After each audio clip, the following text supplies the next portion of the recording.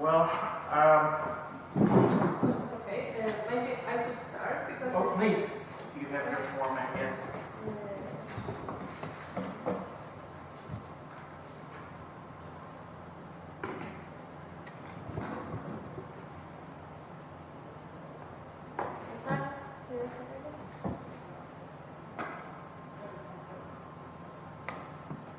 Lviv, 16th of July 2021. Camera Natalia Hasanshin, interview Jana Lukarska. Hello. Hi. Could you please tell us your surname and name? My name is Ki Fada, and I'm the son of George or Yuri Fada. Okay. Are you agree that the recording of our interview will be stored in our museum, Territory of Terror? Yes. Okay, thank you. So please tell us your story. Okay.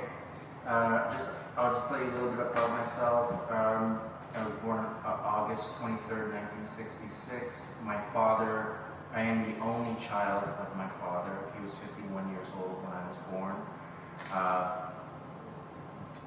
I have a degree in music, classical piano, and also a doctorate in chiropractic. I don't think you have a profession like that here, but we deal with the spine and the health. I live in Dallas, Texas. I was born in Canada, but I moved to the United States because I had citizenship because my father was a U.S. citizen. I inherited a large collection of letters and photographs from my father. He talked about these letters when I was a child, or he would tell me little stories here and there. When you're 13, 14, 15, 18 years old, you don't really care much about anything else except yourself. And I was the same way. And he would tell me stories about how he had collected this correspondence. And I really did not know the extent of it until the past year.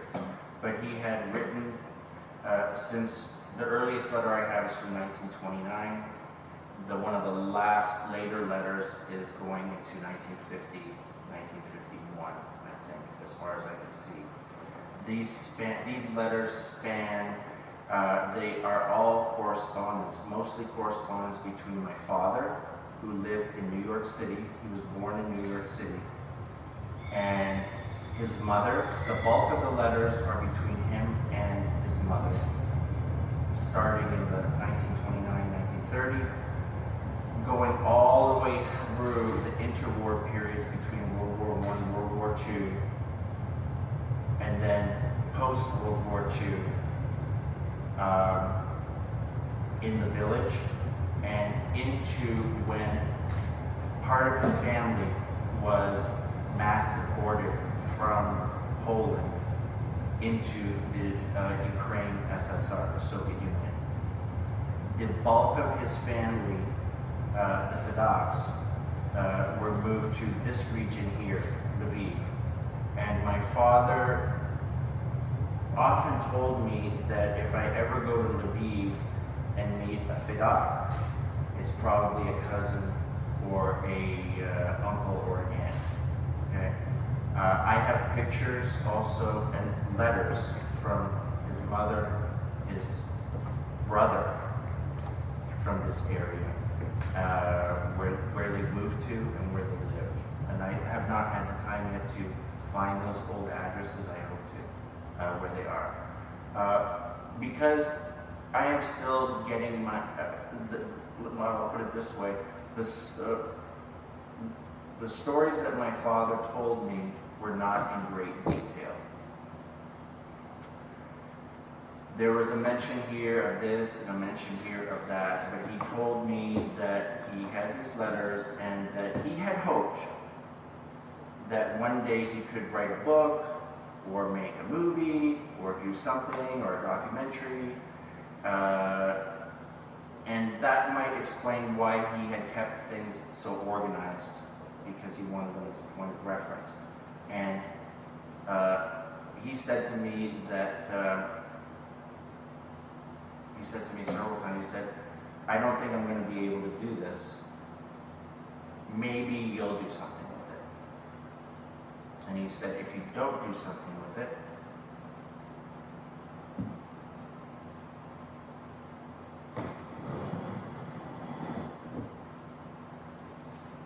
please make sure it goes to a good home, like a museum.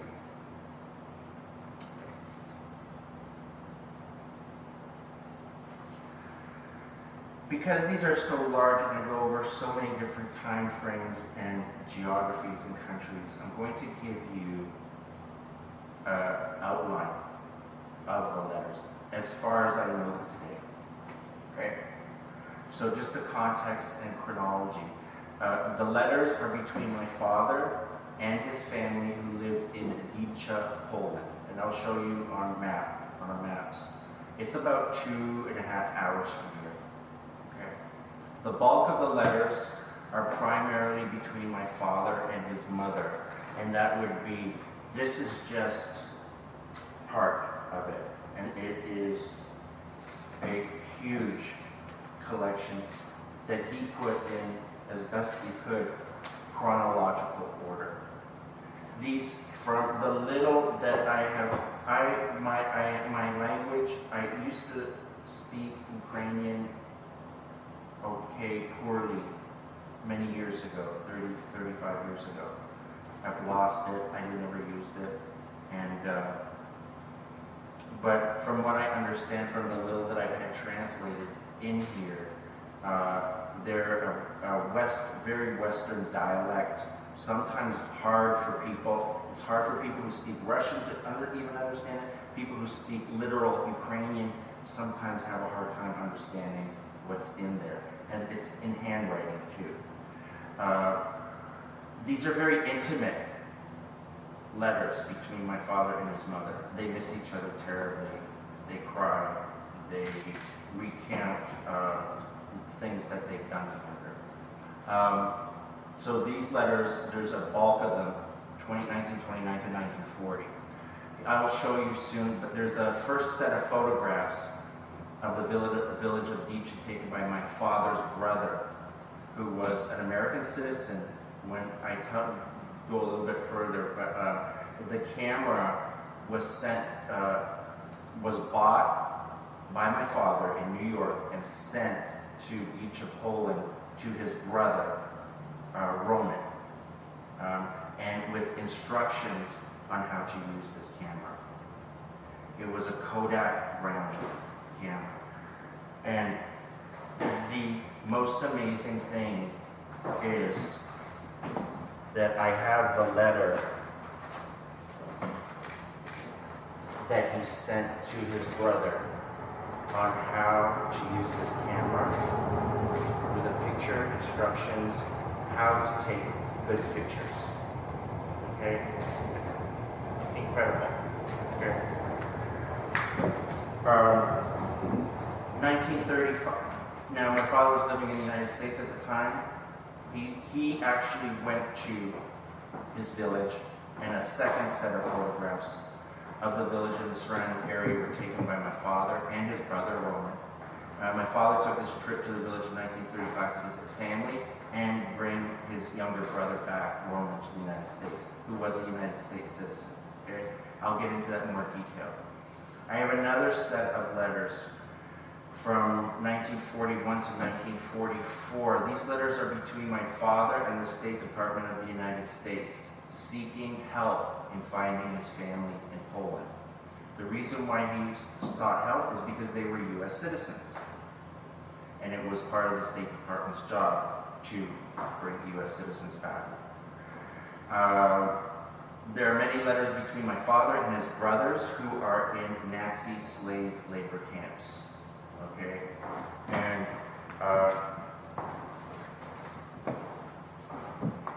this is just a part of it.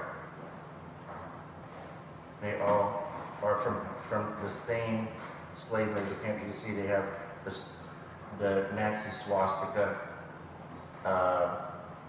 cancellation stamp on it. Censored. These have all been censored by Nazi authorities. Okay. This is a small collection. But the amazing thing is during this period when they were in slave labor camps, he also got letters from other people who were in his village, who were writing to him in these slave camps, help us. I don't understand what's in there, and my language is poor in that context in the writing. So I've done things that I can do to put this all into context. Okay. So I put that in addition to letters between other villagers in here. Okay. Then there's a set of letters between 1944 and 1947, I think. There's a large group of letters between my father and his brothers and villagers seeking help. This is kind of post-World War II, right at near the end. They've gotten out of these slave labor camps. They're displaced persons. Okay. I have letters from villagers in France, from Italy, from Germany, in the U.S. zone, okay, who are saying, what can you do to help us? Okay. His brothers, okay, so my father is trying to make arrangements. Oh, so there's a set of letters. It's very, very, very interesting where my father is pleading to the State Department to please help find my brothers. And his brothers they can't contact him, but they've written or they've told people that where is our brother Yudi? We need his help. Okay, so they're thinking he's not helping us, and he is desperately trying to help them. The letters, a lot of them are in English to the U.S. State Department. My father's trying to make arrangements and book passage for his brothers. 3 of his brothers returned to America. 2 have wives. They married. One was, I think, a Polish woman. I met her, Ishka. And the other was a French girl. And I've met them. They were still alive. Okay. A very interesting part of this story is the first brother he brought back, which was in 1933. His name was Roman Fedak. So it's an irony of fate. The brother he brought back, he helped bring back. He was an American citizen in 1933, and I'll show you pictures of him.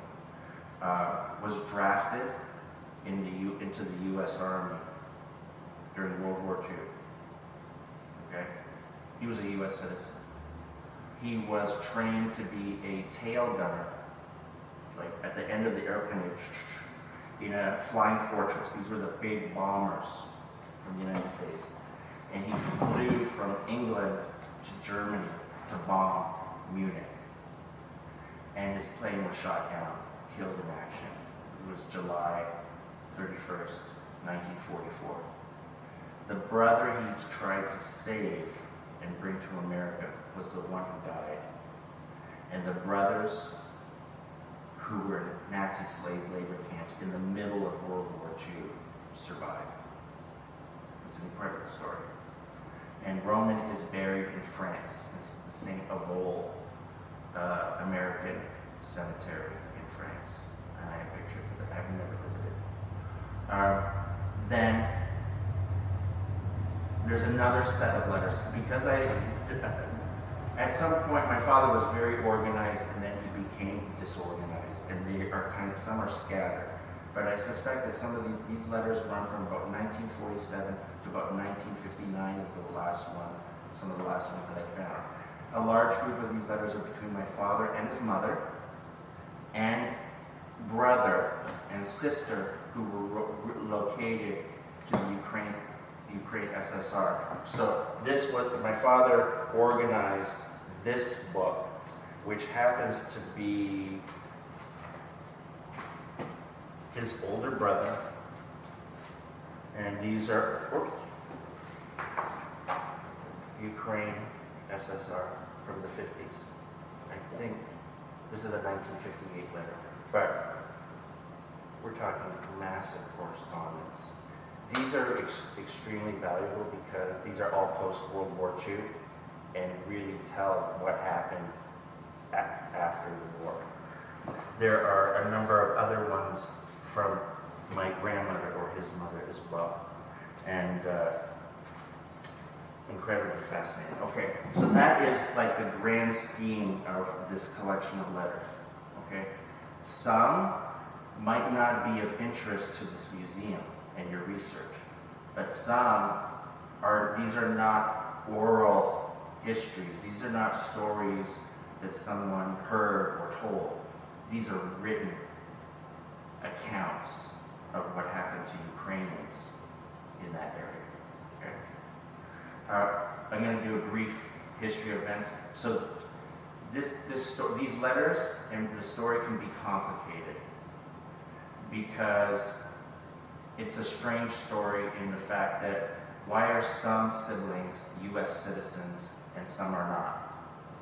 So my father's parents were married prior to coming to America in 1913. They got married. They had one child, Dmitri. He was born in Poland.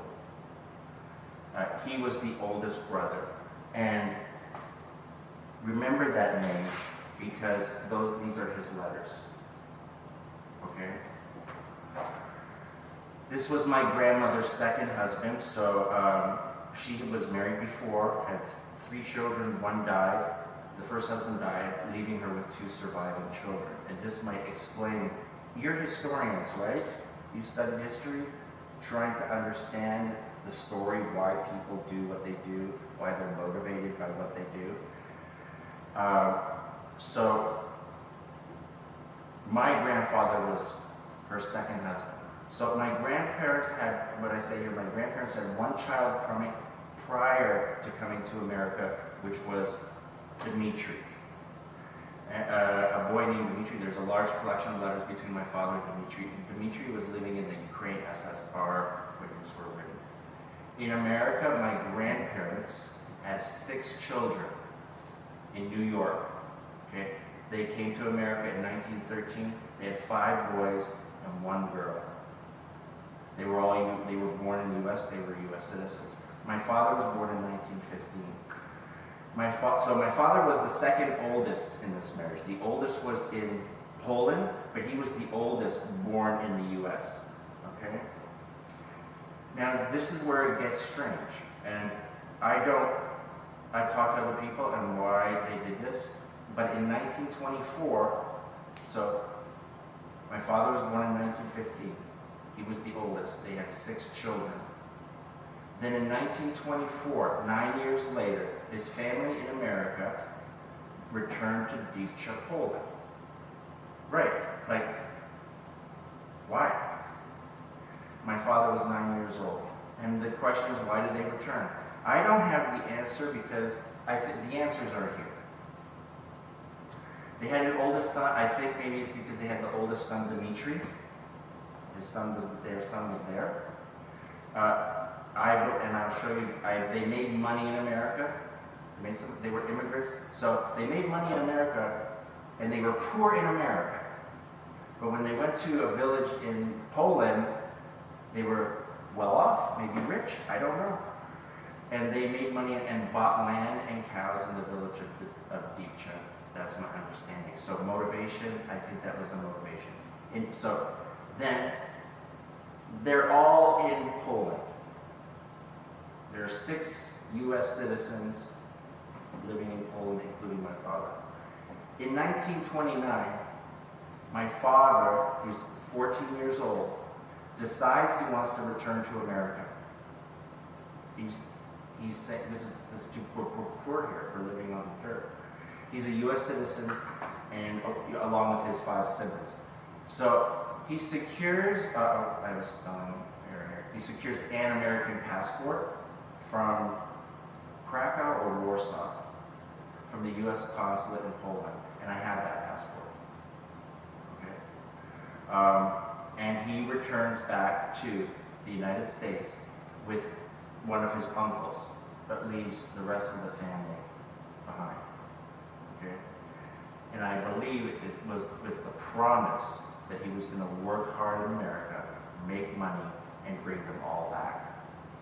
And he only brought one brother back who died in World War II. And this is the passport photo.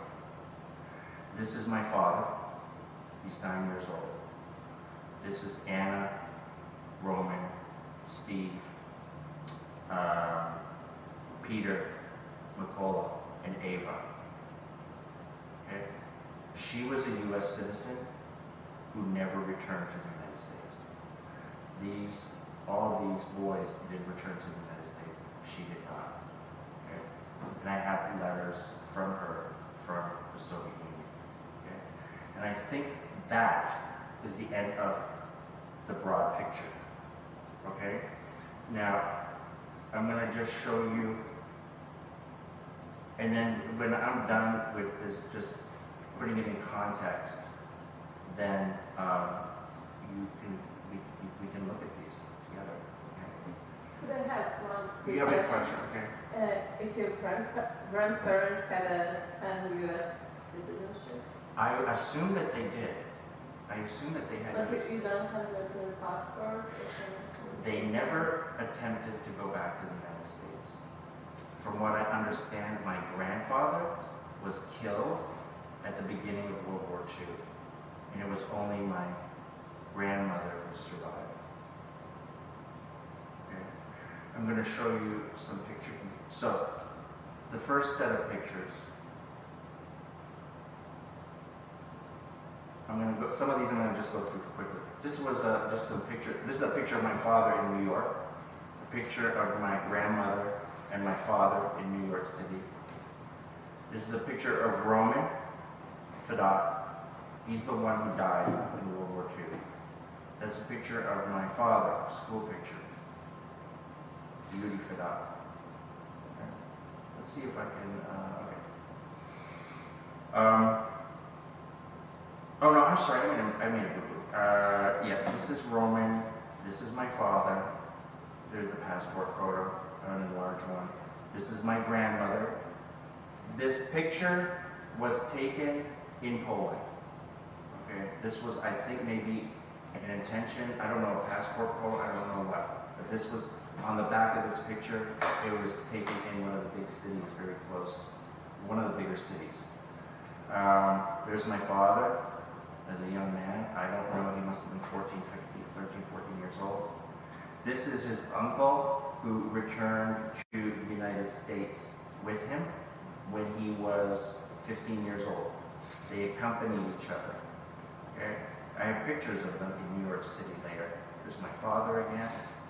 This is the first picture of my this album that I have. It's not here, it's back in the United States. My father made this album. I put these photos together.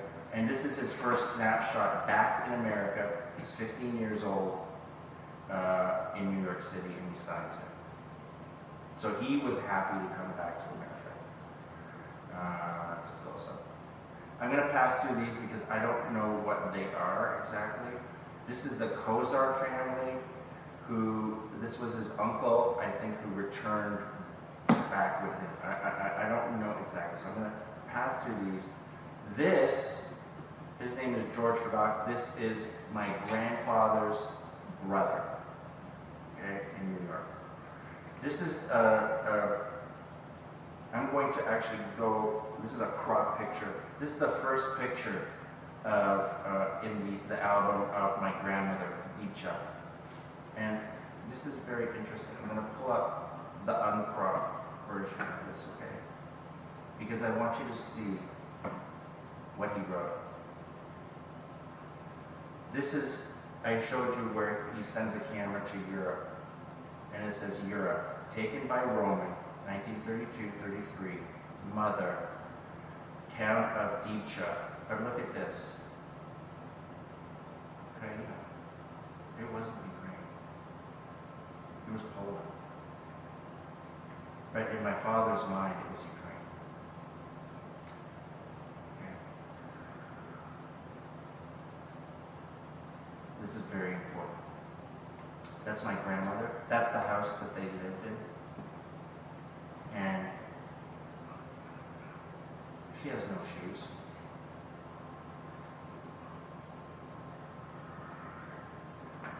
These were some other, this is my grandmother and some other children that were born after they went back to, when they went back in 1924. So she had 3 more children. So all in all, she had 9, 10, 11, 12 children that survived. My father told me she maybe had 15 or 16. I don't know. That's a lot of kids. I'm going to go through these. That's Ava. Remember that little girl in the passport picture? That's her. I'm not sure who these are. This is Roman, who died in World War II. This is Dmitri, his oldest brother, who wrote these pictures, who wrote these letters. Ava, these are my aunts, grandmother, an uncle of mine. That's a passport. This is his half-brother of his mother's first wife. I don't know who these are. Again, the village. I'm showing you these. This is Peter, my Uncle Peter.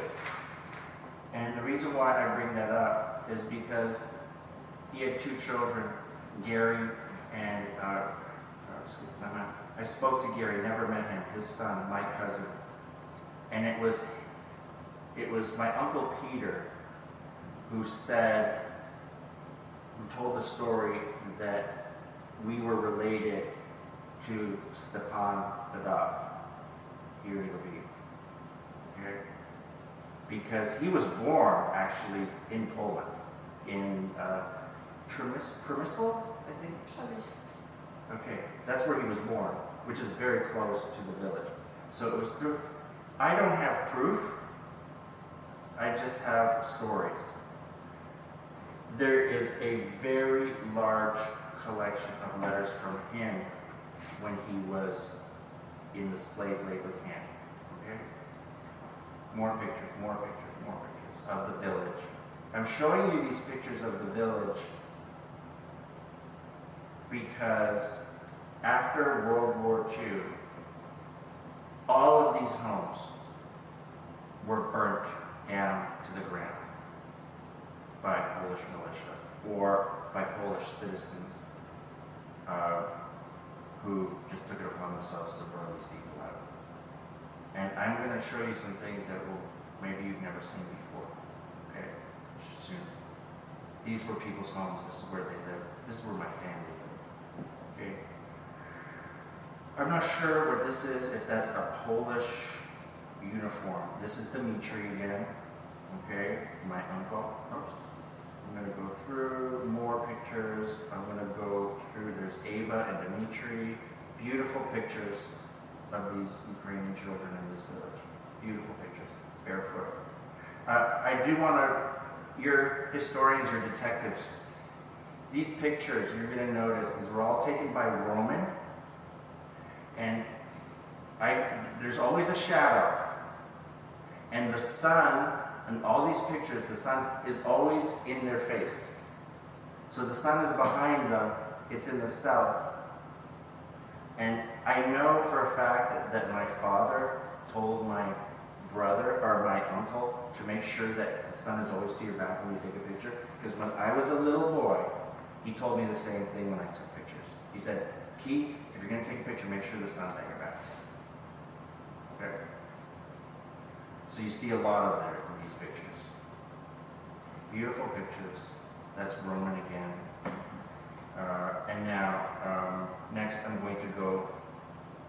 This is when my father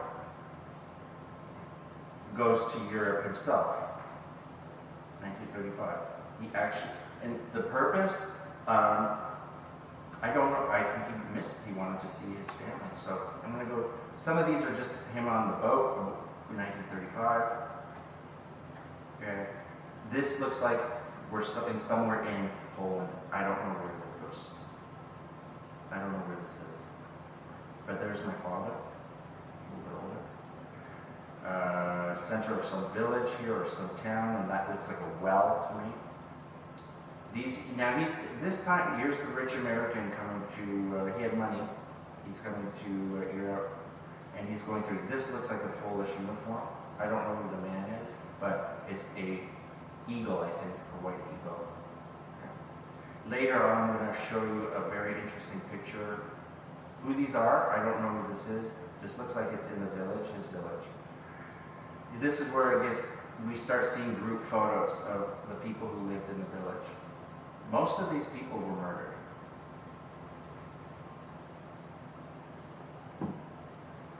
These are all Ukrainians. There's my father running along a horse cart. There's his grandmother. I don't know who the others are. What fascinates me about these is the construction, how they built things. These are from 1935. There's my Aunt Ava, and I'm assuming this is the land that my grandparents bought in Poland, and they're on it. There they are. It is a beautiful picture of them. You know, when I came here last week to your museum, I had no idea what I was coming into. I just came here because my son is here with me. Let's go visit. And I think it's back there. There's a table. Or is it? There's a table. Well, you had a display, but you had a table with all these pictures. I was going through those pictures. I was looking for these pictures. Like, I was looking for my father. I was looking for my relatives in those pictures. And I just started crying my eyes out. Because I have the same kind of pictures here. Again, these people are working in the fields. These are peasants. This is a beautiful picture. My grandmother, my uncles. This is Peter, Steve, and Nick. These baskets here are traditional Ukrainian baskets. They're beautiful. I want to learn how to do it. And they're cleaning through the potatoes. Again, some other pictures. This is the village. My father is going around the village and taking pictures of everybody. There's a well. Beautiful. This is a beautiful picture of his family. This is before war. That's my grandfather, my grandmother. I don't know who this is. Maybe great-grandmother. What's really interesting is the style of mustache that my grandfather had. Do you see this style of mustache? It must have been popular at the time. Okay. I was a little bit taken aback by it when I saw it. Nobody would wear a mustache like that now, but it must have been popular. Again, this is an amazing picture. My grandfather was a beekeeper, and he kept bees. And I'm going to tie it to some amazing other things that will blow you away. This is a really important picture because my grandfather kept bees. And when I started trying to figure out where the land was in Poland, like what plots of land belonged to our family, I had evidence, but then I found where I thought their land was. I found to this day they keep bees on that plot of land. And you don't usually move beehives around here. Okay? Some more pictures of my father. These are other people. We're starting to get into some village pictures, like people in the village. Yes, people did smile. He's going around. He's taking a tour. He's taking everybody's picture. There's my father, Steve, Nick, and Peter, Steve, and Nick. He did not write very much. He wrote a lot. There's a lot of letters from France from him. Okay. This is a group picture of the village of Dicha. This is an incredible picture. I tried to count, there's some other ones here. A phonograph, and I can catch some of these. This is a rough picture. I have the actual negative, and I'm gonna have to make it so that it's much clearer. These are the people who, I don't know, a lot of them were massacred, 80, 100 people. Okay. These are beautiful pictures of my aunt and some other kids, barefoot. This is my favorite picture in the whole collection. My aunt. Her name was Hasia, I think. It's a beautiful picture of a young Ukrainian girl. Smiling. Beautiful. The side of your mother or father? This is my father's side. This is my father's sister. There she is again. He's looking. I mean, he's just like this curious American going through and taking pictures. And we're going to get to, I don't know who these people are, more group pictures of he's doing the tour. He ended up in America. Then we get in. This is fascinating. They're building something here in the village. Horse, bicycles. His uncle, I think this is one of his uncles, and they're all dressed to the T's, showing off. I do not know where this is in Poland. I don't know where this hill is. It's not in Dicha. It's somewhere else. These are kind of not good. Now, I'm not sure who this man is, and he's a friend or a relative or a cousin, but I'm going to, maybe you guys know the answer to this, is this pin.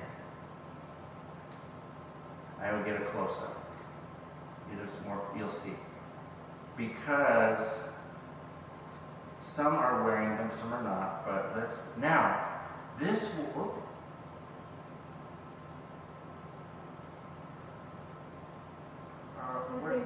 did I go too far? No, here there we are. Yeah. Okay. This is a reading room.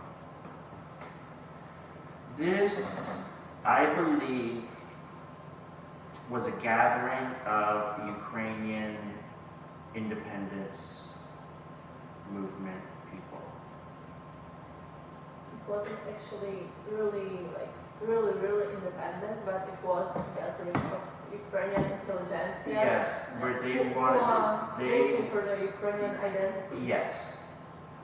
Yeah, and I know the town also, and I know this building. You know this building? Yeah, because I know this town. It's Veliki Mosta. It's near to Lviv. But do you know this building? I think so. It is Chitanya Prosvita, so if you will go to the small town and ask where Prosvita used to be, you will get the answer. What does that say at the top there? Chitanya Prosvita. It's Prosvita is enlightenment, something like so reading for enlightenment. Okay. Yeah, it was like special organization and such readings room. They were really popular here in this region, and it was like every bigger or smaller town had this reading from Prosvita. Okay. And this Veliki Mosta, I think it's around 40 kilometers from Lviv. Really? I have to go. I have to go to see this place. So after we're done, maybe you can point me in the right direction. So here we have more pictures, but these are beautiful pictures in embroidery, Ukrainian traditional embroidery. I don't know who these people are. I don't know. She is in a lot of pictures. Somebody, this, I don't know where this is. More pictures of traditional embroidery interests in the region. But I want to get to, there's a close-up. This. Have you seen anything like that anywhere?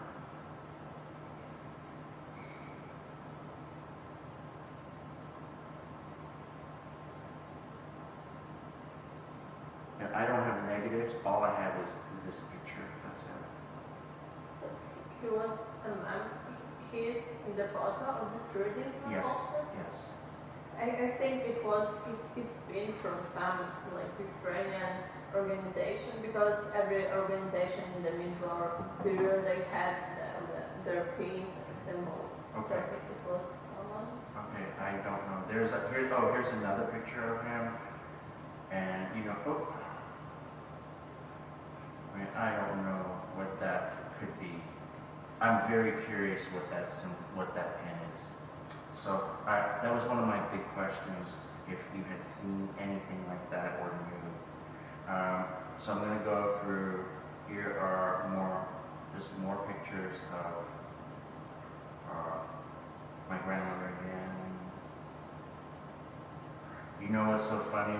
This is a picture of my father right here, and my son back there, who's 18, has this.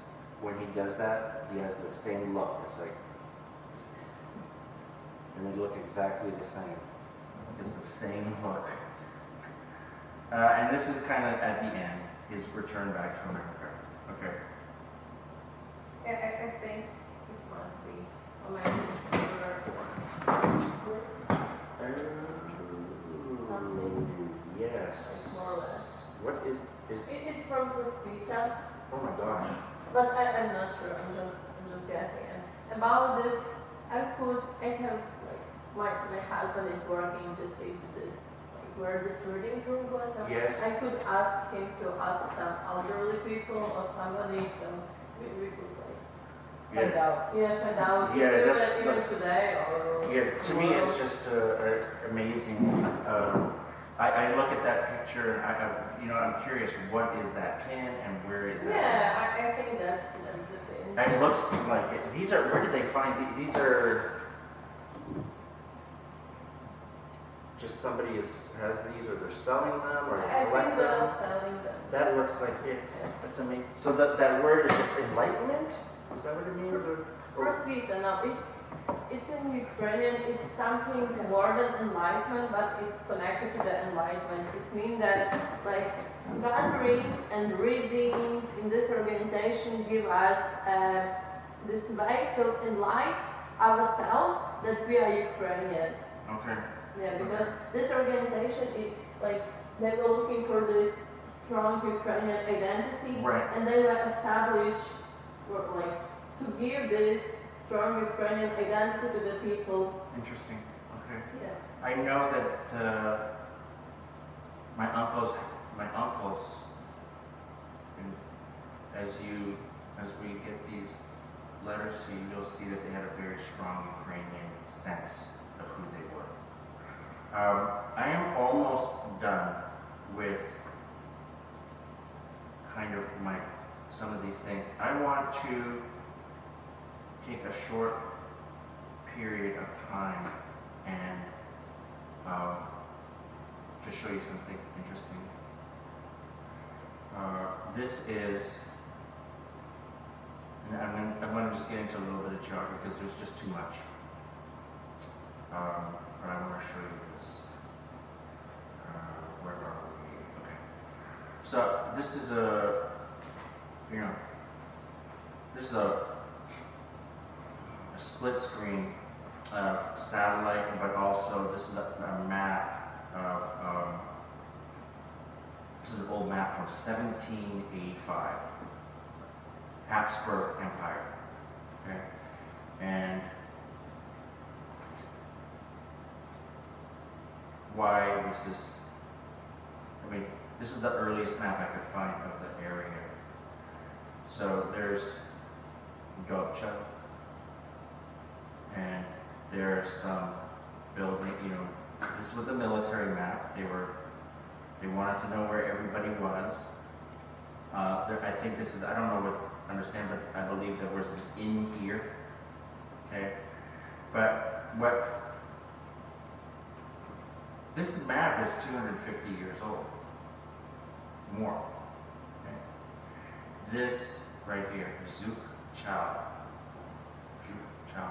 I don't know exactly what Chow means, but I think it must be just like a little enclave. This Zuk is my grandmother's maiden name. My family was on this land, has been on this land, I can prove, for over 250 years. Okay, this has been Ukrainian for a very long time. Okay, I don't know if you've seen these kind of maps before, some of these historical maps. I want to go to this very quickly, some other interesting things that I've discovered. You all know the history of World War II and the pact between Stalin and Hitler, right? So I'm going to just highlight some things here, not a lot. I mentioned the beehives. So this is, if I put, I want to put very quickly,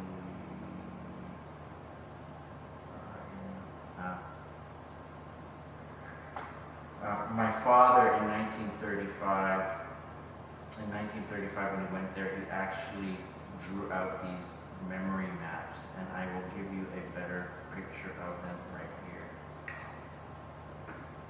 Okay? He did this in 1935. He drew the roads. Now, all of this is my doing. This is all my doing. Because I'm trying to I'm seeing memorials and mass graves with names on them, and I'm trying to put things together. In Lviv, Poland, there is this plaque of the people who were murdered in that village. Okay, from what I understand, it was some people a man from Canada or the United States who went there, had this name of the people that he knew who were murdered there.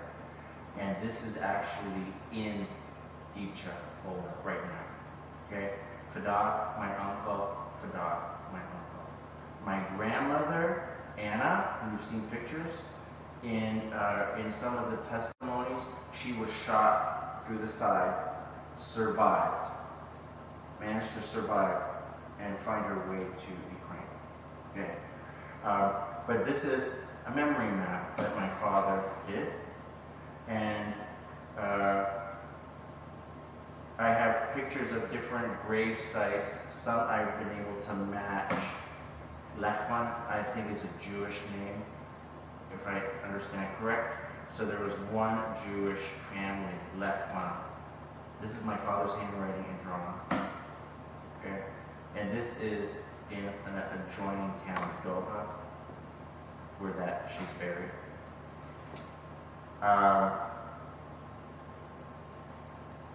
I have, I could go on and on, but I just want to show you that this is very important. And why that's important is because I tried to match this. I'll show you. Give me 1 second.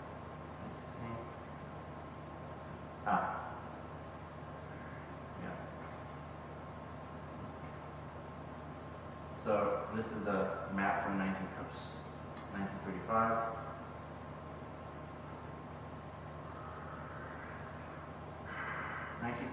And you can see where these homes were. When you take the map away, pay attention right in here, this area. When you take the map away, it's all forested in here. Okay. And if I put the map back in, if you look in this area where these village homes are, you know, you see these weird blocks like this of forest. Okay? If you look here, this was kind of this area here, and it has been, these are all areas where the village was burned down. I took a little bit of time to show you. I wanted to show something to you. This is a 1938 map, and I actually overlaid it on Google Earth. Okay, you can see. And there's Dolce. And there are many, I have a cousin, actually his name's Andrew Fessiak, and he's written some articles. His family lived here. And by using the memory map and what I see here trying to piece together, my belief is that my father's, their land was here, and this was their property.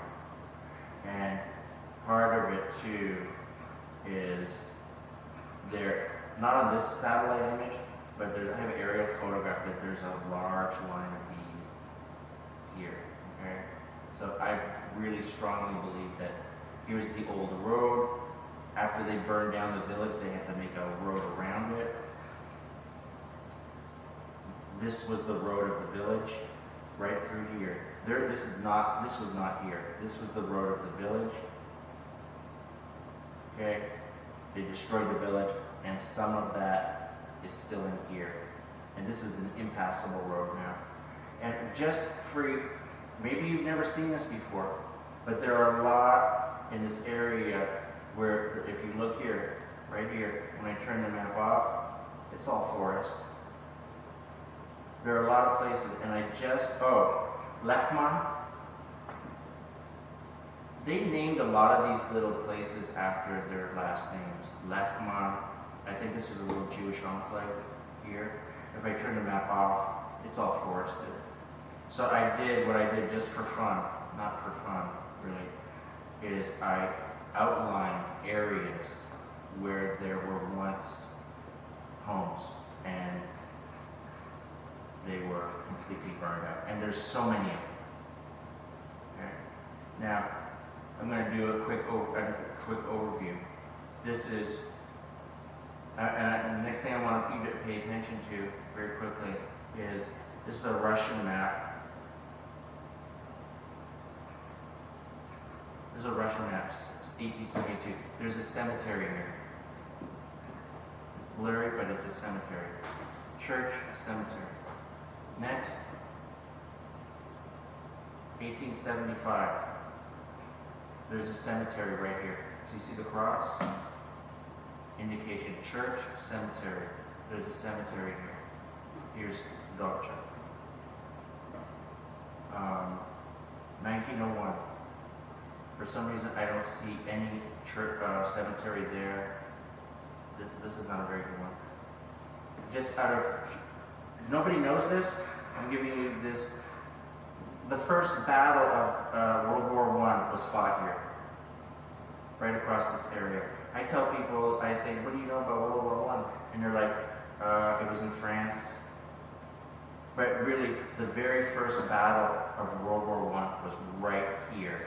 And there is, in fact, not very far from my father's village, a World War I memorial and grave site is actually right here. And they have an obelisk, 1914. Nobody would ever expect that. But the first battle was fought there. Okay? And the Austro-Hungarian Empire, they won the first battle, but they lost eventually to the Russians. I'm going to just go, I did the memory map. Okay. This is where it really gets important. This is a map from Nazi Germany. So you all know, of course, that the Molotov-Ribbentrop line, I overlaid this map that they actually signed right over the area. And it cut literally through the village. My father told me the story that he said, my village was split in half between Nazi Germany and the Soviet Union. He told me this.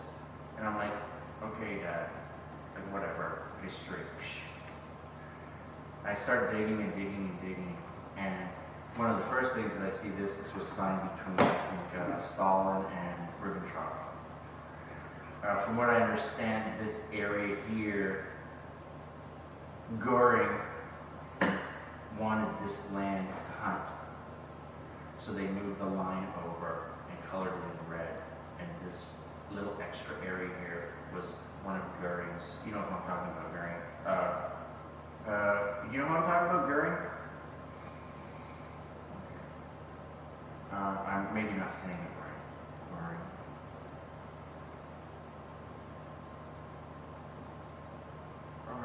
There it is. Oh, Gary. Did I pronounce it correct? Incorrect? This guy. Yeah. Gary. Yeah. He wanted that little section of land because he liked to hunt. Okay. Where am I here? Oops.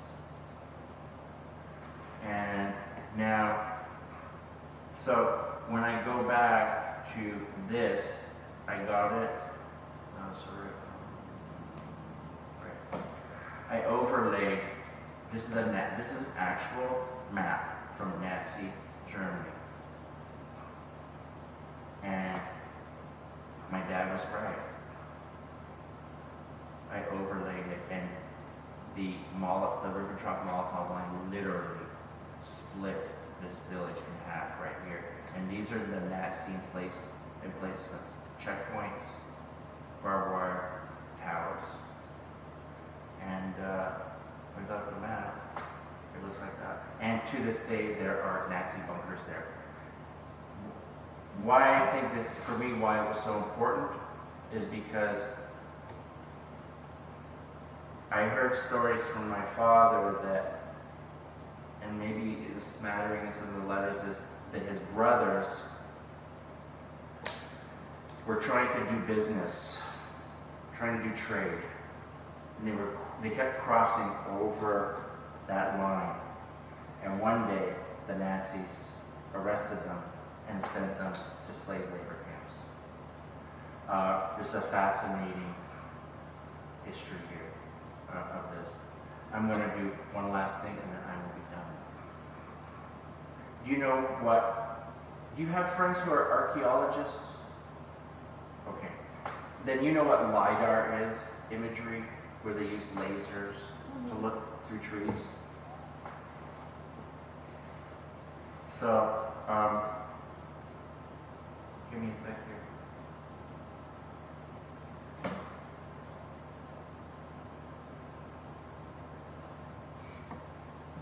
Okay, here we go. This is LiDAR imagery. This is the old road that went through the village. Okay, and on this map overlay.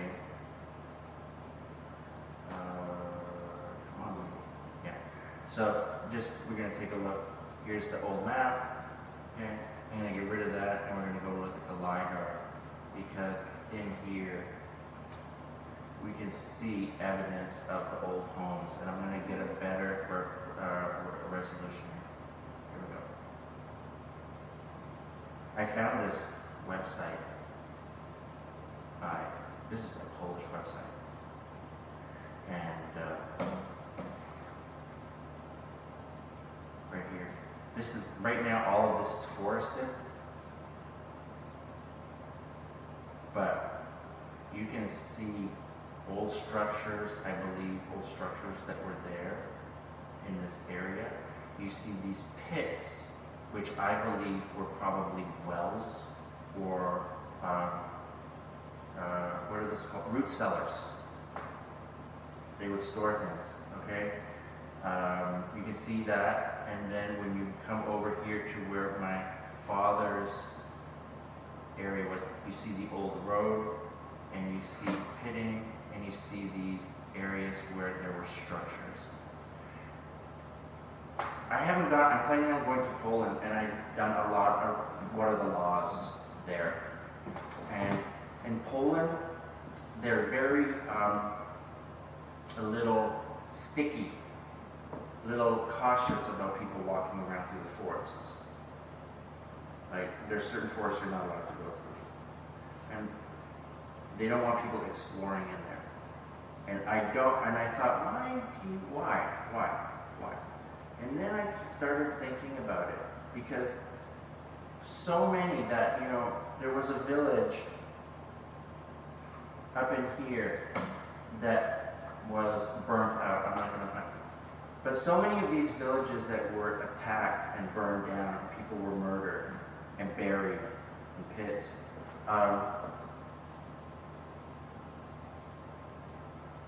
They left it. They would make roads go around, or they would just leave it, and they let the forest grow over it. I'm not going to say one way or the other, but all of this land now, all of this land now, here, is now forestry that belongs to the state of Poland. It doesn't belong to anybody. It was, once those trees, this is all owned by, look, see, there were homes here. These were all owned by, these were Ukrainians living here. Homes were burned down. But now this little chunk of land, these little chunks of land belong to the state of Poland. They don't belong to any one person. So I don't know. These are just questions in my head why they would do that. So I think I'm done. I could probably go on for hours about this.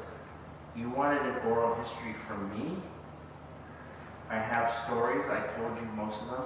But these letters they speak for themselves, and so many answers and things that maybe you as historians have like questions about. I'm not a historian. I started doing this last year, and I just tried to gather as much information as I could, because I couldn't understand the language. There were some, I started putting things in, but I really wanted to spend a lot of time understanding the characters through the pictures and understanding the geography, because I know in the letters there are people who are going to talk about, oh, they came from this town or that town or this town or that town, or these people were in this town. And I wanted to map the geography down so that when I do finally start to understand what's in there, I'll know who the characters are, and I'll know where they lived and where they went. Right? So I invite you to come. Do you have any? Few questions before. Please. I would like to ask you about your interaction with father when he told you about the story. How old were you, and what was your emotions and thoughts at that moment?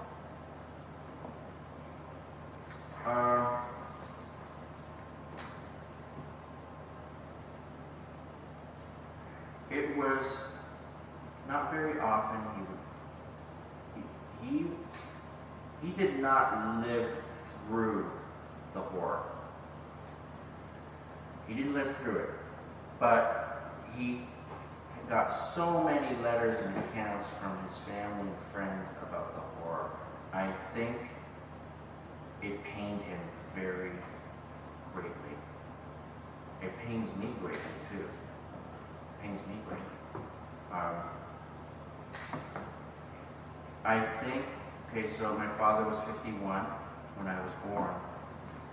So when I was 15 years old or 20 years old, he was already 65, 70, he was much older.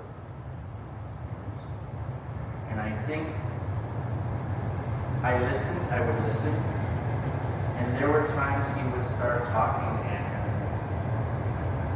he'd just start crying. But I don't think it was from personal experience. I think it was from the horror of the suffering that his family and friends went through.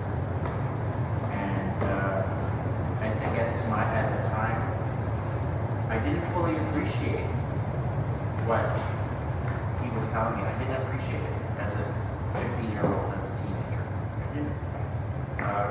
I just remember, there was one time, like I told you already, He tried to keep things cool, didn't really want to show pain, but there were times he would just start talking about his family, and he could. I get that way too. I'm just like, one minute I'm like this, next minute I'm just like, wow, sobbing.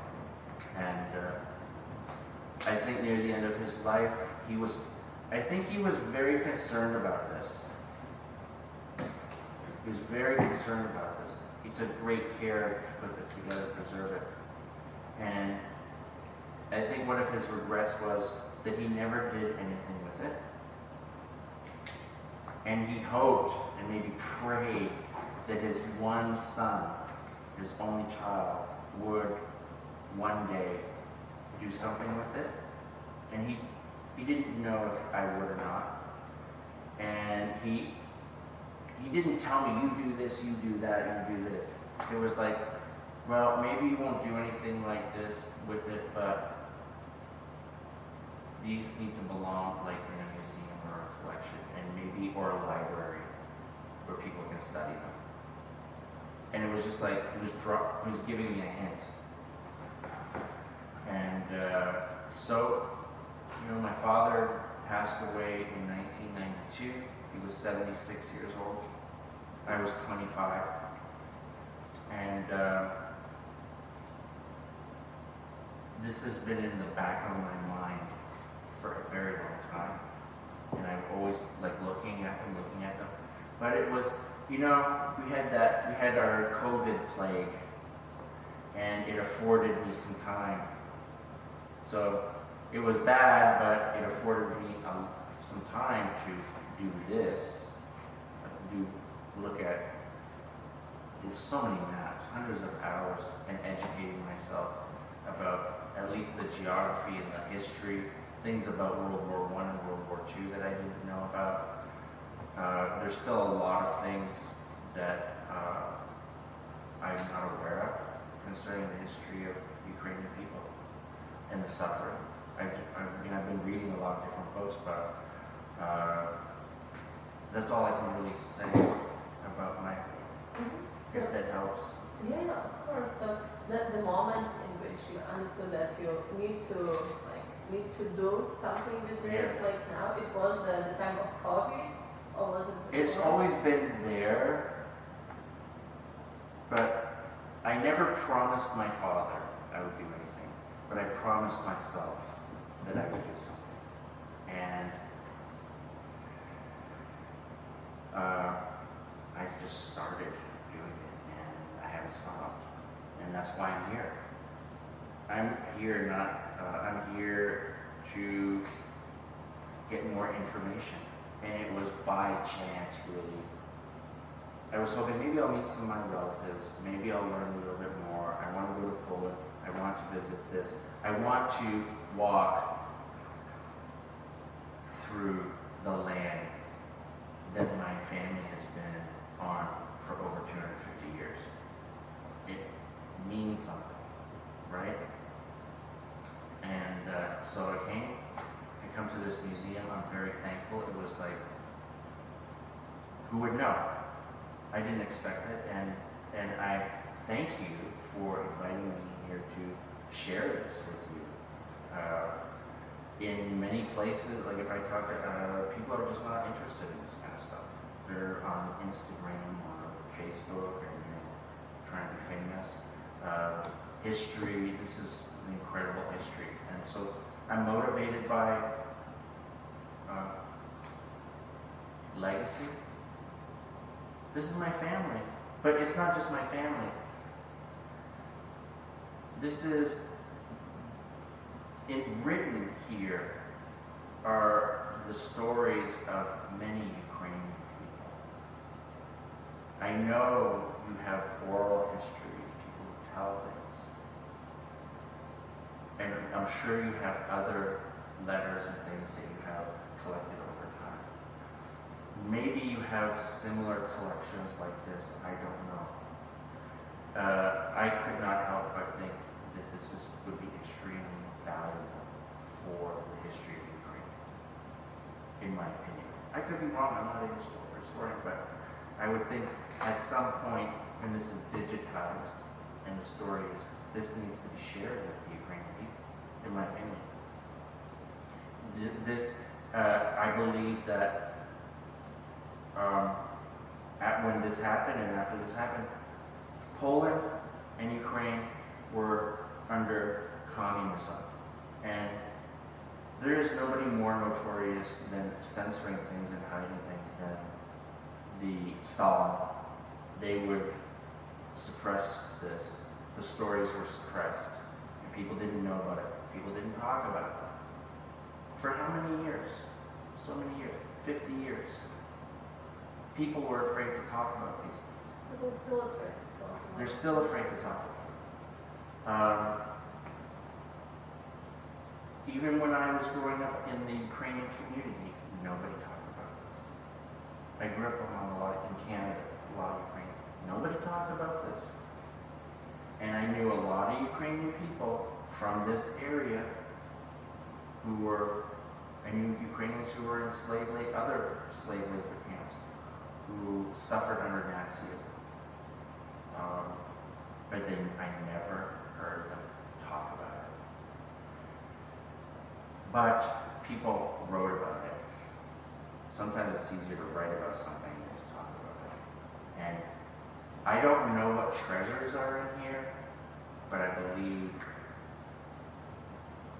to have something written, documentation, is very, very important. And so that's what drives me. And I have a question. I have some questions about this. I know there are stories where it wasn't just militia, it was neighbors. It was just regular Polish citizens who just went, they're Ukrainian, they're Ukrainian, they're Ukrainian. I've heard these stories. And it just so happens that this village was burnt down. Maybe some homes. But there are other villages where they just shot the people and didn't burn the homes down. And then I guess people who were here, who were Polish here, or there, moved into those homes. I think that's what I understand correctly. Here's my big question. Now, who's living here now? Who's living here? Like some of these properties. This was owned by my family here. This land here was owned by my family. Right in here was owned by my family. Who owns it now? My question is, like even here, or here, there's a house here. There's a house here, and here. Here's my question. Did the murderers move into those homes? Did the murderers build homes on them? Or were their relatives, their children, do they live there now? Do you know? I'm not like, I'm gonna get you. But was it just, we're gonna slaughter all these people, and now we've got all this free land, and it was, I found this house, it's mine now. I found this land, it's mine now. Do you know the answer? Do you know what happened? That's a tough question. That's a very sensitive question, isn't it? And I know when I started this project, I had no idea that there was such a huge sensitivity on this subject between Ukrainians and Polish people. Like, massive. And as upsetting as the stories are to me, because you could see my family was just, they were peasants. They're just peasants. As upsetting it is to me, the most important thing to me is that the facts and the stories and the pictures and the people become known. Because there's nothing more powerful than that. Look, the Jews had millions of people massacred. But they keep a record of every single person in every story. They have a database. And I think we're beginning to do the same thing, and we need to do it. And do you have any other questions? I mean, I could talk and talk. Yeah, I have, so have you visited Poland before? No. This is my next stop. Okay. And did you read some of the letters or documents or everything that you know is from your father? Yes. Well, I mean, letters between back and forth. When my father was, look, when they were living in Poland,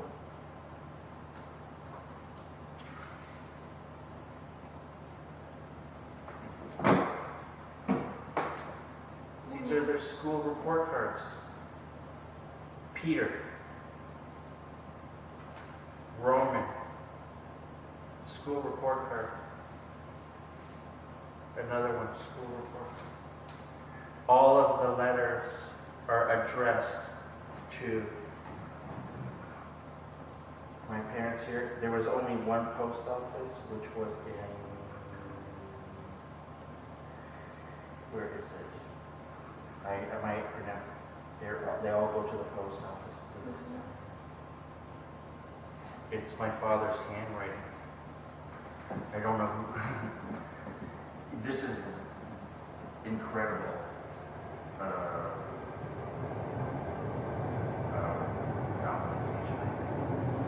Anything else? Yeah, this is a great question. So after they were deported to Ukraine, you said that it's somewhere in this area. Do you Yes. know exactly the place? It was one of the letters. So, Eva and yeah. Okay, so here's a letter from 1947. It's actually, so my father would write letters, but he would always make a carbon copy on the typewriter. This is, he's writing to the army, somebody in the army. And he says, this is July 11, 1947.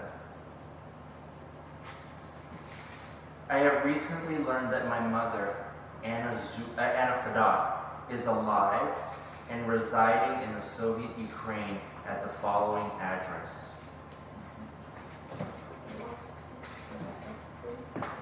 This is the very first.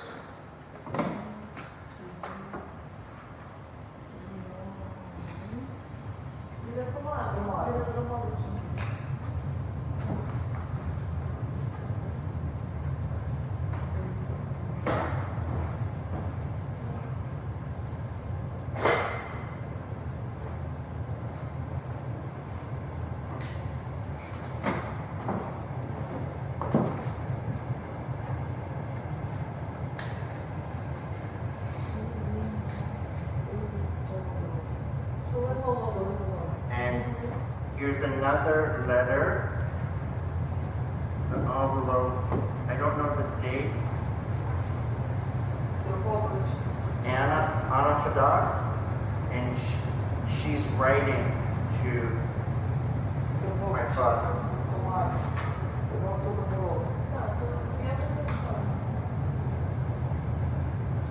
The letters from Dmitri, his oldest brother. There's a whole. But so you notice his brother would write 1958, but my father would write the letter too, but he would make a copy with the carbon paper. So here you have back and forth, back and forth. You have the whole story. And he's asking questions. He's here. I can say Roman, his brother died. Since his father, our Brother died, died, I 1940. don't have a brother.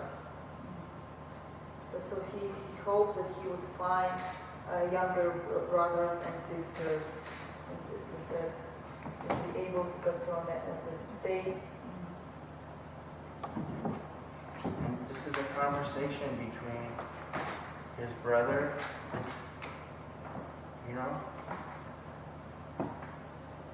So, and my father also, I mean, he would keep, he was very, like, he would write these details and catalog. Look, he cataloged the letters he sent, mailed to Dmitro, and he writes, Curious.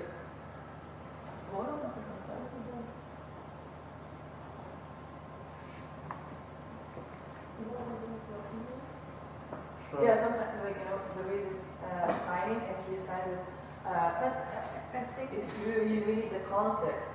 yeah, I think some of the letters they are like secured or something. So maybe the information language. is in like Okay. something because it's like when I was also listening to you. Yeah. Ava?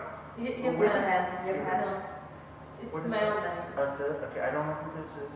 Yeah. So it has to be his nephew because it says his Strejku, it's like dear uncle. Okay, So it has to be his. so this is my cousin. Yeah. Might be alive, I don't know. Okay. So you could go through these materials, go to this village and maybe find some relatives. I don't know.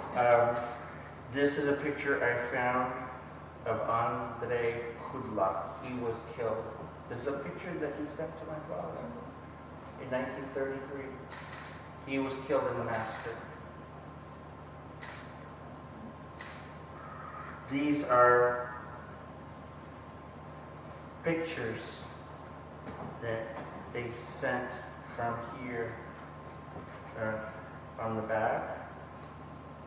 See, this is my in letter from, this must be one of my cousins. Evgenia. Okay. So he writes down everything. Yeah, no, it's in the same Yevhen as the youngest Fedor. This dog, Shark. And he always writes. The same one that wrote this letter. Yeah. And this, I suspect, see, in Dimitro's letter, I believe this is his son, and my cousin, in here in Ukraine. I think. I knew that I'm Yurko because I had a brother Yurko. Okay. You know, the belonging names and passing the same. Yes, they always pass. They always. Yeah. They would pass the same name. If you have no other questions, I invite you to look. Yeah, I think we could look. We could carry on our conversation in this. Okay. So. Maybe I could like, firstly answer the question who is living in the village because Yes, it's really harsh topic in Ukraine. I know it is. Because the massacre of this, it was massacre of Ukrainian ethnic villagers. It was like an answer for the massacre in Volyn, Right. and like all villages they were more down the same as in Volyn. Right. And later, like to this piece of the land where people also settled who were deported from the Right. I this understand that. Yes. religion. Yes, So I know. It's not like just to make you less. No, when you think about these things, these are the first letters from 1929. Okay, and these are there are many. This is interesting. This is actually English. I don't know why, but these are Anna Fedor, Gotcha, Galicia, Poland, to a cousin. So they're actually, sometimes my grandmother is writing to one of my cousins.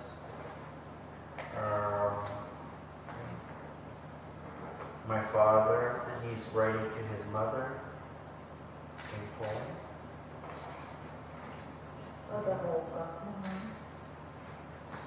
Do you speak Polish? I don't. You do? Like in Lviv, we understand Polish. You have to learn to speak. but you can read and understand easily. It's kind of because of this region. I was actually living and working near to this region in Poland. Like, of course, we have a lot of forests there, and they are protected by state, and it's still like a kind of a production of animals, like some of these, let me see. Yeah, this is the dialect, so. It's a dialect. Yeah. He survived, and there's Ivan Novak survived. Now,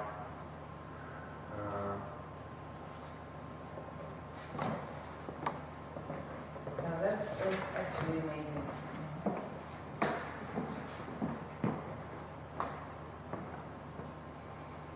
these are copies of letters my father wrote to his mother in 1951. Look, Yeah, they were saying that they received the money of $25 that was a lot of money. at that time, yeah.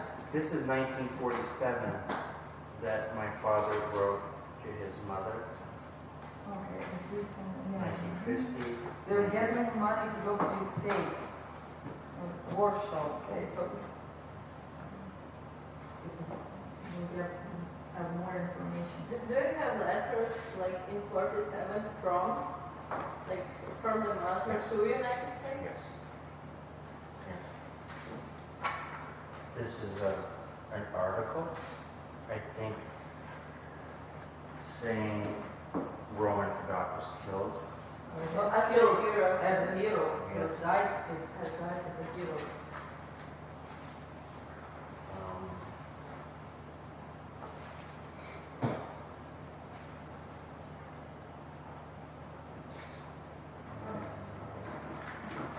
Some of these are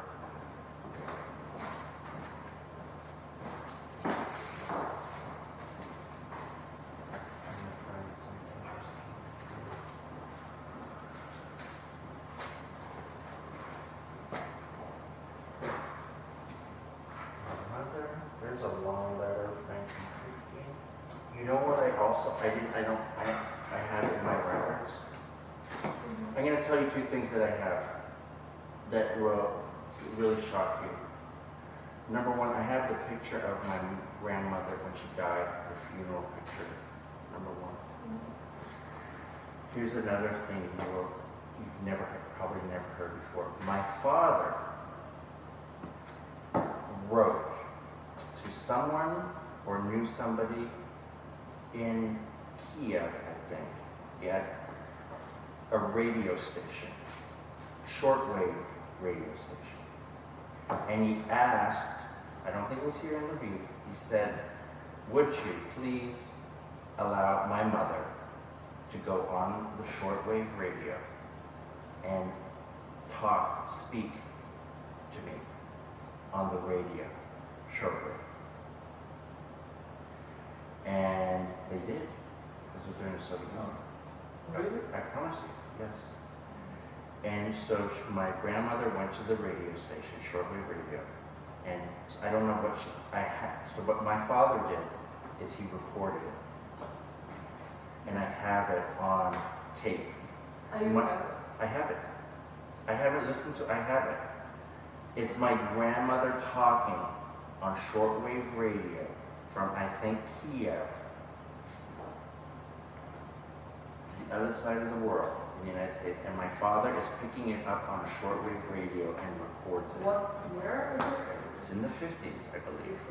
Wow. I have it. So it would be curious what she has What did she said. say? Yeah. But to hear my grandmother's voice. That's- But my father told me this story, that he did this, he arranged it. And it's on a reel-to-reel tape. I have the tape.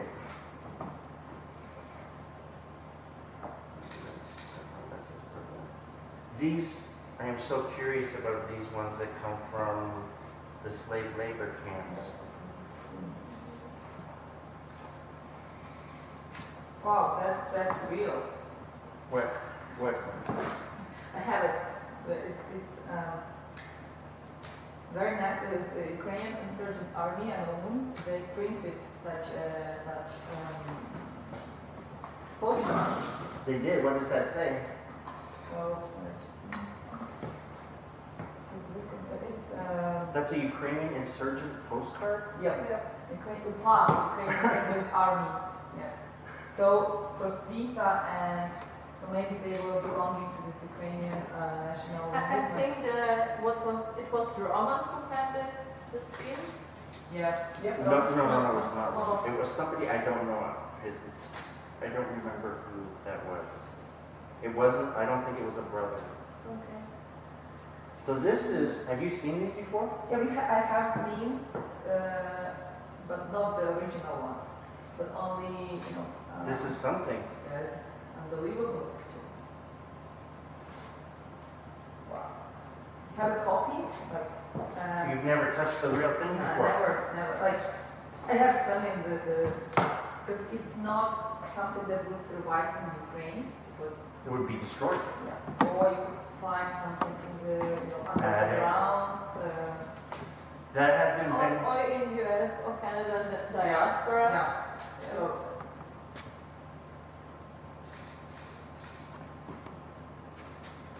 Okay, let's read this letter.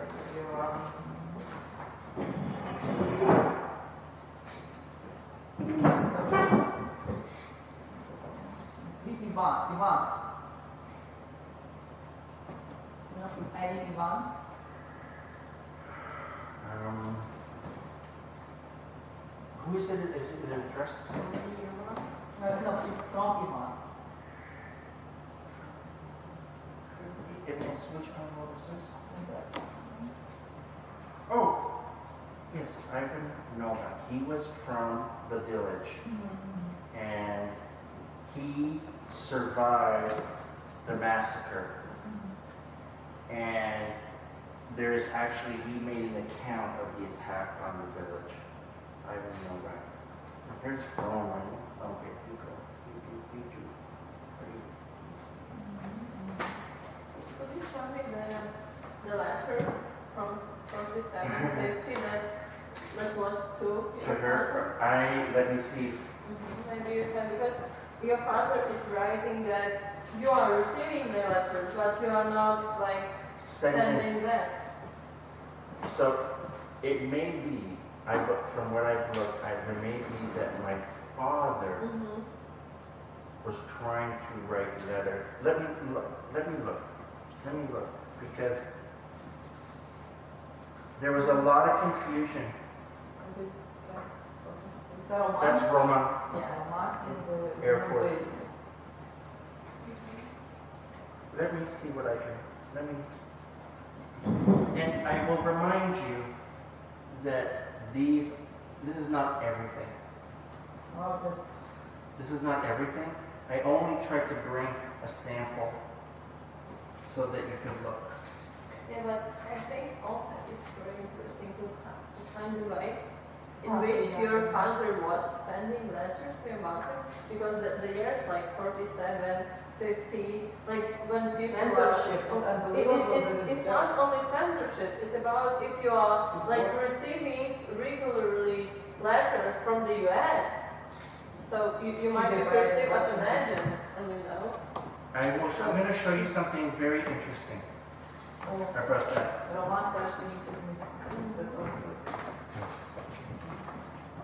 I'm going to show you something very interesting my father did. Because, and sometimes in these books are not just letters between two people, they're actually, sometimes they were stuck, their letters were stuck. Okay? So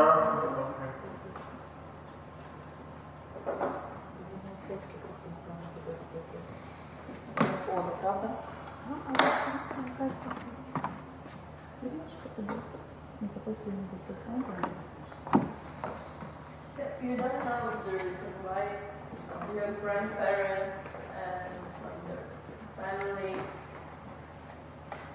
went back to Ukraine, right?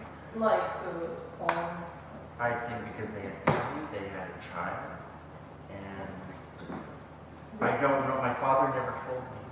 Maybe because like in 20s and 30s, it was also a period when some immigration laws were issued in the US, and it was like making the number of immigrants smaller, and if your grandparents didn't have the citizenship, like that they would be like, asked to leave the country. But so that's the question: if they had this. See, here's what I think. My grandparents came through Ellis Island.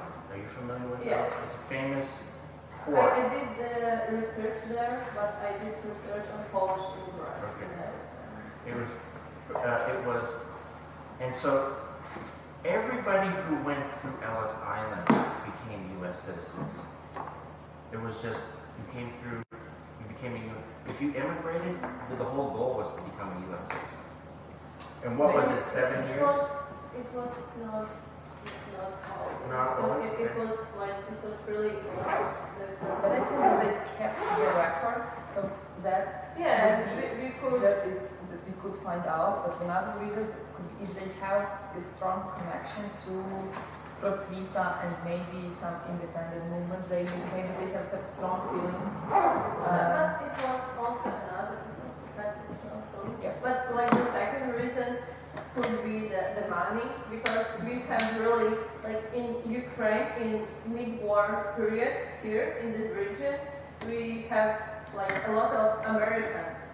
And if you research who are these Americans, so that's the people who migrated to US in the 19th and beginning of 20th century, and they were coming back and they were buying land and cows because, as we said, they were poor in the US and they were super rich in here. Yeah. Here, this is like one letter that my father sends to, he sends, but it gets returned back. And what an interesting thing is, my father would, these are return receipts, so his mother would have to sign it that she received the letter.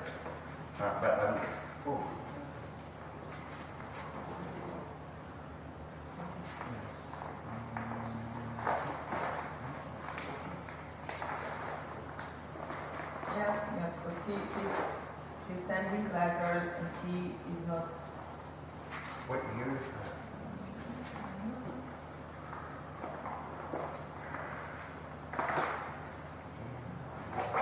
But we could also see that, like boys, your father and his brother, they weren't super happy to live here, so that's they migrated back. They went back, right? I think so, yeah. Well, they wanted to go back to America because they were U.S. citizens, Yeah. and it was horrible here. Yeah. Yeah, he's saying he's 46. Yes, it's for you got through a lot, and that he's trying to have them. We have only me in the States because our poor Romania died in the war. Yes. And My father was desperate. It was Yes. very painful for him. zabrali mu pletenici vesti fašistički. And he's saying that they have to write a lot of letters. Maybe he would get at least one. Because, yes, he's saying that he's sending letters, but he is not getting answers. Yeah. Interesting. And he's saying that he's writing to Polski consulat, Polish consul. Could I do this letter to return? By the way, this is my mother. She was born here in Ukraine. This is my mother. I also was born. Yeah. Well, my father was born in the United States. She was born in Ivano-Frankivsk region in a small village of Silets. That's my mother. So, Ukrainians from both sides. Oh, yes. And my mother taught me how to make vareniki and holochi So they checked the War. identity. Yes, but not the language. But But it was you told us that you were like speaking English. maybe Yeah. they speak something at home. Sometimes I studied it, and now I'm studying it again and practicing.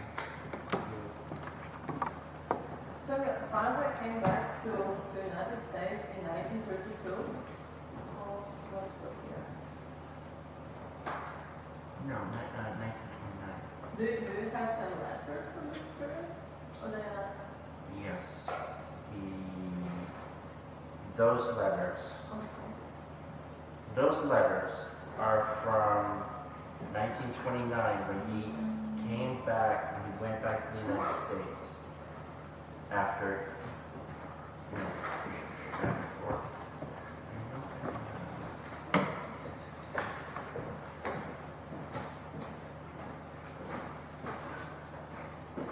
Kaplan, he survived the massacre. This is a name of a survivor. Okay, so you know the But verse. he is from Polish army, like from this. Is that his picture? Yeah, if that was the Yes. spin Mhm. in the text. But he had family, I think, who was killed in the Mhm. massacre, I believe. And in the photos, they were showing us Yes. soldiers. So it was your I was showing you what? soldiers. Soldiers. Those are not family. They don't look like family to me. Okay. They were probably, I mean, it could have been cousins, relatives. I don't know. Because there were Ułani, it's also Polish, like one of the regiments. But like everybody went to the army, so it was something new.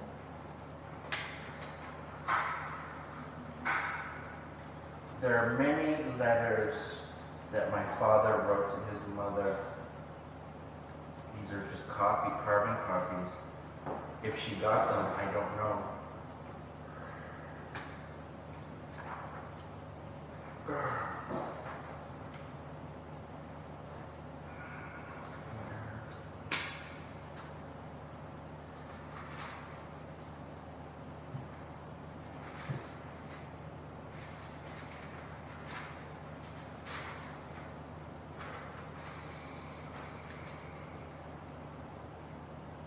And some are in Polish too. Like this is a letter from his brother.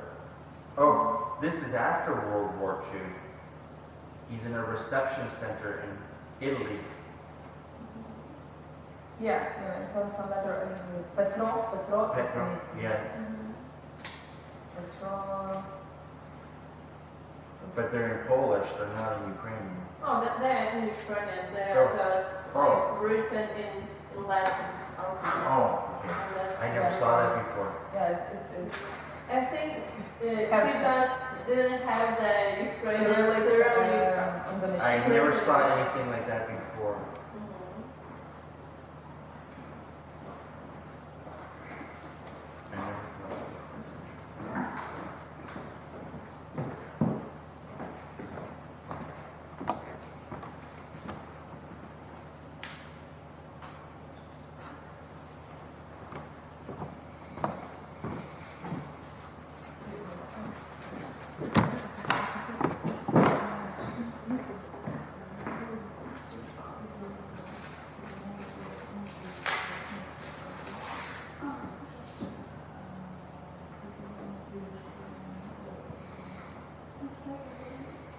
Do you find these interesting? I find it extremely interesting and actually because I'm historian, so I think in medieval period. But yeah, I think I would still like to work with it. I'm going to, I've started, I've scanned many of these, but I will make sure that we get these. Okay, well, we could do that, right? Yes. Also, I will, because I'm really interesting why, like, they came back, and what was the circumstances that your father came back to America, and also what was the Prosvita, you know, really. Yeah, and it's also extremely interesting how your father was writing to the mother in time of Soviet Union here, because it was like extreme censorship, like totally extreme censorship, and it could be really like bad for my grandfather to receive a lot of letters from the US, but it was everything okay. So I think it was also some like your father found a way, you know, so to do it. He found a way. Yes. He found a way to convince the radio station to broadcast his mother over the radio. And what I don't understand is why my father never came back. He never came back here again. Maybe he couldn't because The last No, time actually, because he died. he died in '92, Yeah. but he never came back to see his family. The last time he saw them was 1935. People from the end of 60s and 70s, people from abroad, they started coming to the yeah. so it was Okay, Yeah. are you hungry? Yeah. Well, we could yeah, look No, about if I can get something for my son to eat, and are you hungry, you know? I think we'll do. I don't want to tear you Like- away. I mean, please.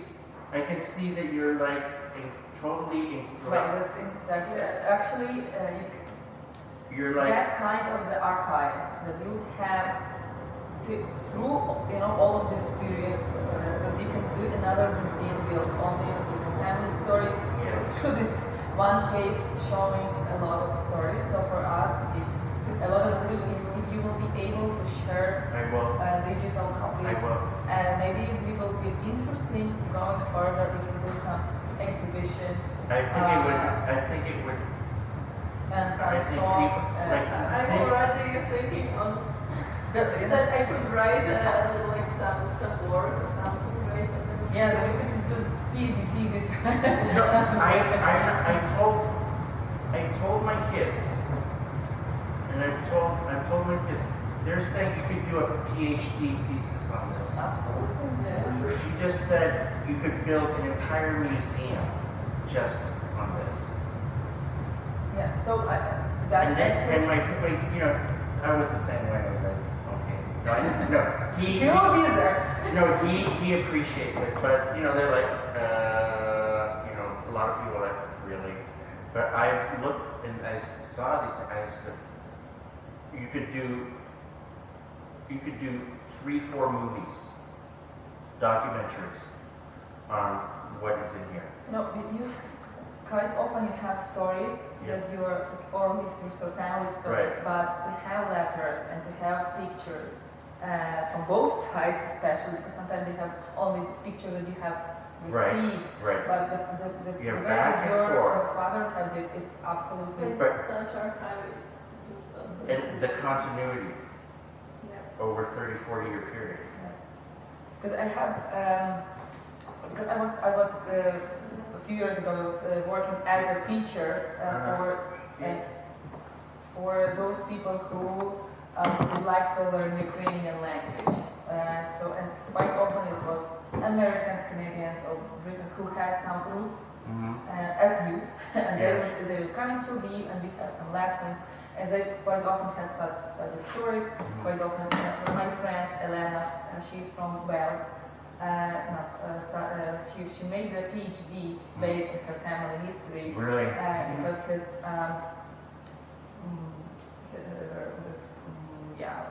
grandma and her grandpa was from Ukraine, but from different. One from the Lviv region, and grandfather was from Great Ukraine, Velika Ukraina. They met in DP camps. They were Austro-Vikers, and he managed to, because if you were from Great Ukraine and somewhere from Central Ukraine, you have to go back you will not be able to go somewhere Australia, brand we have because Okay. Soviet Union were like they are our citizens. We are taking the like if you But are from see, Poland, there is no such country as There, Poland. no, there wasn't a So country. we are free to go. But they were U.S. citizens, so they So were. that's absolutely a different story. But they have that she has no letters or pictures. Just oral. Oral history that she has. Tell my son about this. Yeah. So this is This was in a letter. traditional. It's not about Ukrainian Insurgent Army. So in Ukraine it's UPA, Українська повстанська army. It's a huge national movement, and this is These are originals. And this is And original. she has never seen one before. Well, I have seen Picture. but Copy, okay, but not a reverse original. Yeah, so we have copies. I have home because when this movement is something interesting, patriotic, and to have something original in Ukraine was quite impossible because everything was burned down. Stalin destroyed yeah, it, or did they you could find something abroad, and that is Right. actually quite stunning. That so these two I would never have known that those were unless you told me. it doesn't look, but it's there was this It's a huge part of artist. It is Milka Savage or not? I believe that it is this by him. Dima Devasa. You can check that. There was this artist who was in UPA. I will check it because one moment. And it was made, underground movement in Krivivka, and this is hiding places in someone's houses. They have this printing machine, so it was Okay, it was quite- all like underground. yeah, underground movement for Ukrainian nationalists. That was not easy to print. Like that was a work of, for them that was a work of art to layer. Yeah. Yeah, you could see them, yeah. So Ah, there look at is them. different. So I have seen like that in the books, Yes. and we could reprint. But to just take an envelope, open it up, and say, what? Yeah. To just find it inside. Yeah, that is. Well, you could see this one. Yeah. They're beautiful. So which period? Like what's the date on this postcard? This is. Yeah, it was from there was during the war. Sort of good dates. 42, if I'm not mistaken. It was the same envelope as was these pictures. 1942. Wow. 1942. Amazing.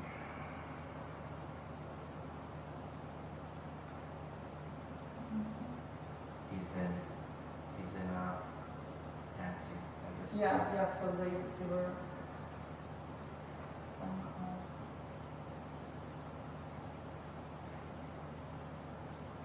That's actually interesting how they will keep doing it there, or he managed to. Or he had some, or he kept them, or I don't know. Because that was actually, yeah, by